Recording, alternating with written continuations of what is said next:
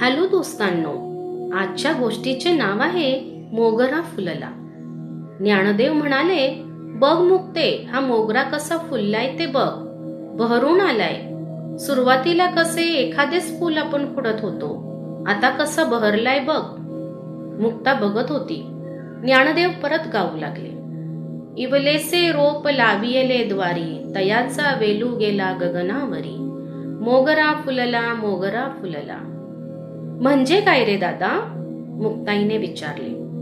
मोगऱ्याचा वेल गगनाला कसा पोहोचेल? ज्ञानदेवांनी स्मित केलं. त्यांचे नेत्र दूर कुठेतरी लागले.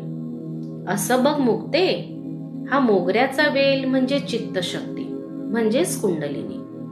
तो मातीमध्ये म्हणजेच मूलाधार चक्राच्या ठायी निवृत्ती माऊलींनी लावला, म्हणजेच माझ्या अंतरात साधना संक्रमित केली. आपल्या शरीरात 5 पंचमहाभूते आहेत ना, पृथ्वी, अग्नी, जल, वायू, आकाश. आणि आपल्या शरीरात असणाऱ्या प्रत्येक चक्राच्या ठिकाणी एक एक पंचमहाभूत आहे. बघ, जसे मूलाधाराच्या ठिकाणी पृथ्वी तत्व आहे, स्वादिष्टांच्या ठिकाणी अग्नी तत्व, मणिपूरमध्ये जल तत्व, अनाहत चक्रामध्ये वायू तत्व आणि विशुद्धी चक्रामध्ये आकाश तत्व सामावलेले आहे. या पंचमहाभूतांमुळे भौतिक गोष्टींशी माणसाचा सर्वाधिक संबंध आहे आणि त्यात तो सर्वाधिक गुंतला आहे. त्यातूनच त्याला पुढे जायचे आहे. एक एक चक्र पार करत आपला वेल पुढे सरकतो, म्हणजे वाढत जातो. तसतसा ज्ञानाचा सुगंध थोडा थोडा यायला लागतो. जसा माणूस भौतिकतेमधून पुढे सरकतो, तसा मोगरा अधिकाधिक फुलायला लागतो. त्याचा सुगंध इतरांनाही जाणवायला लागतो. अनाहत चक्र म्हणजेच हृदय चक्र.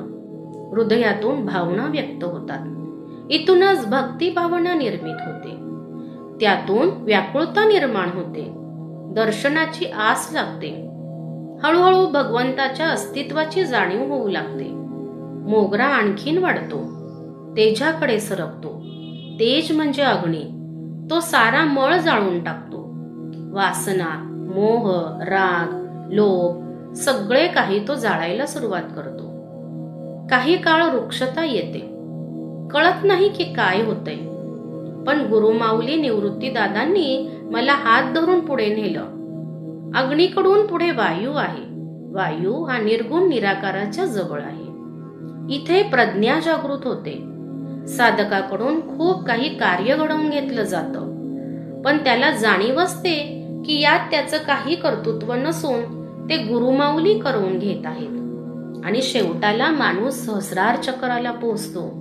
हे सहस्रार चक्र म्हणजे आकाश तत्व. मोगरा आकाशाला भिडतो. संपूर्णपणे निर्गुण निराकार.